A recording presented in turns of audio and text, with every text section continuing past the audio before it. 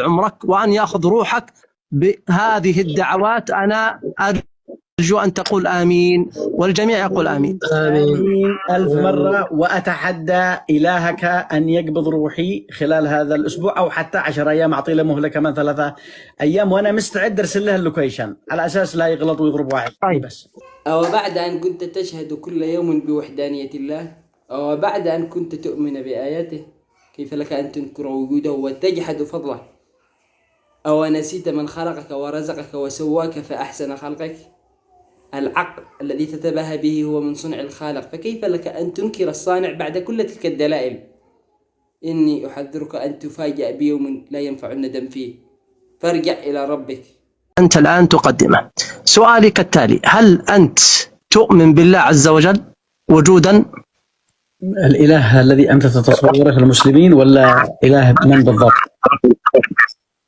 طبعا ما عندنا إلا إله واحد هو الله عز وجل، فهل أنت تؤمن بالله الذي يؤمن به الآن مليار مسلم؟ لا. طيب جميل. أنا أحتاج منك أمر، وخلال هذا الأسبوع القادم وأنا عندي إيمان بالله عز وجل وعندي ثقة كبيرة في الله عز وجل، أن يعني تشاركني بكلمة واحدة الآن أمام الجميع، علما أن هذا البث الآن هو قيد التسجيل للنشر، بحيث يعني فعليا نثبت بإذن الله عز وجل إن شاء الله أن الدعاء فعليا هو مستجاب، وأن الله عز وجل سميع بصير. تحديد وقت لاستجابة الدعوة أو ربطه بتحد هو أمر لا يستقيم مع منهج الدعوة إلى الله، ولا يعكس حكمة الشيوخ والعلماء في مناقشة قضايا الإيمان والإلحاد في الإسلام. الدعاء عبادة عظيمة، لكنه مشروط بتواضع العبد أمام الله، وقبول أن الإجابة في حكمة الله في وقت يشاء الله وبالكيفية التي يراها أفضل. النقاط التي قد توضح خطأ هذا المنهج يا شيخ: أولا، الدعاء ليس وسيلة استعراض، بل علاقة خالصة بين العبد وربه، ولا يجوز استخدامه في التحديات أو إثبات شيء ما، لأن ذلك يظهر نقصا في مفهوم الدعاء وآدابه. ثانيا، تحديد زمن الإجابة. الله سبحانه وتعالى يستجيب الدعاء بما يتناسب مع حكمته وعلمه. قال الله تعالى: ويدعو الإنسان بالشر دعاءه بالخير وكان الإنسان عجولا. لذلك تحديد وقت معين للدعوة هو أمر لا يعلمه إلا الله. ثالثا، الحكمة في الدعوة. مناقشة الملحدين تحتاج إلى حوار عقلاني. يقول الله: ادعو إلى سبيل ربك بالحكمة والموعظة الحسنة وجادلهم بالتي هي أحسن. التحدي بهذه الطريقة قد ينفر أكثر مما يقنع. رابعا، الابتعاد عن الغرور بالدعاء. الإصرار على الاستجابة فورا قد يفهم وكأنه يملي على الله، وهذا لا يليق بالعبد تجاه ربه. المسلم يدعو متذللا لا متباهيا، وهذا لا يليق بالعبد تجاه ربه. المسلم يدعو متذللا لا متباهيا. الخلاصة، بدلا من الدخول في تحديات كهذه، الأولى أن يستخدم أسلوب الحوار المبني على العقل والمنطق لإظهار عظمة الإيمان، مع الدعاء لله بأن يهدي قلب الملحد في الوقت الذي يشاءه الله سبحانه وتعالى. الغاية ليس الانتصار في التحدي، بل هداية النفس. رأيك نخليها 10 أيام ولا نص شهر؟ يعني نعطي فرصة لإلهك بحيث يلقى وقت يعمل هذا الشيء. تقول آمين بعد هذه الدعوة التي أنا أقولها؟ بس حدد لي المدة، لا تقول أسبوع وقليل، قل لي كم الأيام. يشاء الله عز وجل ما يشاء. ما ينفعش الله جالس مريع لإسرائيل 100 سنة ولا فعل شيء راقد. هل أنت مستعد؟ أنت هل مستعد الآن تقول آمين؟ أيوة لحظة باقي شيء. في حال لم يستجب الإله حقك بعد الأسبوع، هل ستصبح كافرا وزنديقا مثلي ولا كيف؟ لا طبعا لا. الفائدة من التحدي الفائدة من التحدي إثبات وإيمان. إذا الإله واصل الرقدة زي ما هو راقد الله عز وجل، الله عز وجل مطلع وله الحكمة الواسعة في ذلك بأن يتقبل هذه الدعوة ثقة في الله عز وجل، ورغما أني أرى أن فيك الخوف الآن فعلا من الله فبدأت. لا أنت فيك الخوف فعليا. طيب هل أنت مستعد أن تقول آمين؟ حاضر، أنا ما بأخرك. الدعاء بما تشاء، وأنا سأؤمن، مش بس أؤمن وأقول أتحدى إلهك. إيش رأيك؟ طيب يلا. طيب جميل. طيب أنا أدعو بهذه الدعوة.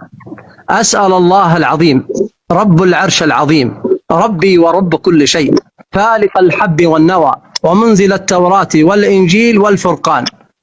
أسأل الله العظيم أسأل الله العظيم أسأل الله العظيم الحي القيوم أن يهدي قلبك وأن يصلحك في خلال هذه المدة، وإن رأى عز وجل وله الحكمة البالغة إن في هذا المحتوى وفي هذا الطرح ما هو ضرر وما فيه شر، فأسأل الله عز وجل أن يأخذ عمرك وأن يأخذ روحك بهذه الدعوات. أنا أرجو أن تقول آمين والجميع يقول آمين. آمين 1000 مرة. وأتحدى إلهك أن يقبض روحي خلال هذا الأسبوع أو حتى 10 أيام، أعطي له مهلة كمان 3 أيام، وأنا مستعد أرسل له اللوكيشن على أساس لا يغلط ويضرب واحد. طيب. بس طيب يا شيخ، طيب أنا خلاص قلت آمين وأنا موافق.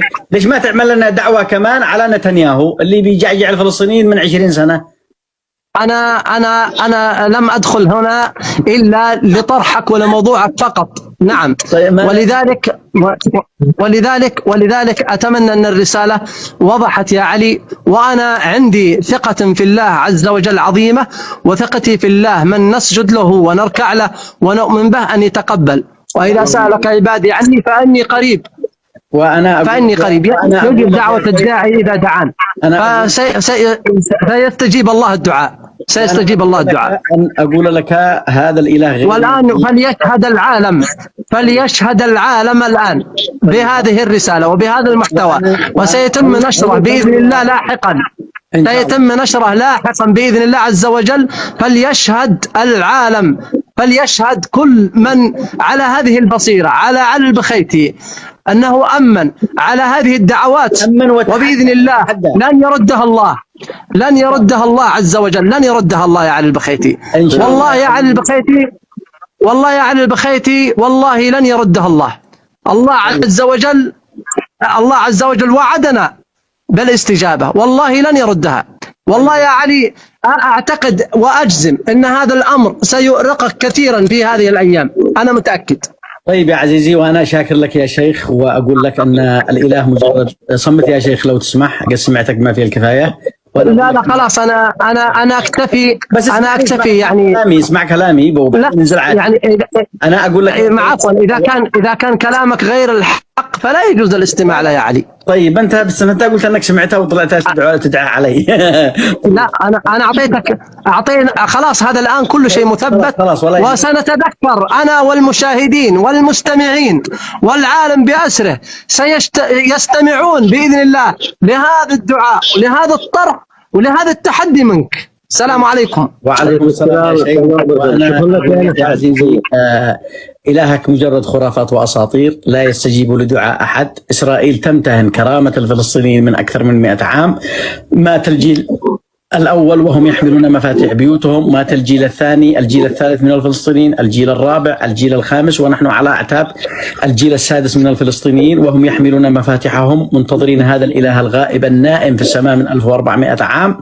فمثلما نام 1400 عام لم يستجب لدعاء الناس في فتنة علي ومعاوية، ولا في فتنة علي وعائشة، ولا في أي فتنة من الفتن. لم يستجب لدعاء اليمنيين منذ 8 سنوات من عندما وصل المعتوه عبد الملك الحوثي. لم يستجيب لدعاء السوريين والحرب تدك بلدهم. لم يستجيب لدعاء أحد من 1400 عام، ولن يستجيب في هذا الأسبوع. ومع ذلك نقول لك إن شاء كل هذا نتيجة غباء الشيخ وجهله.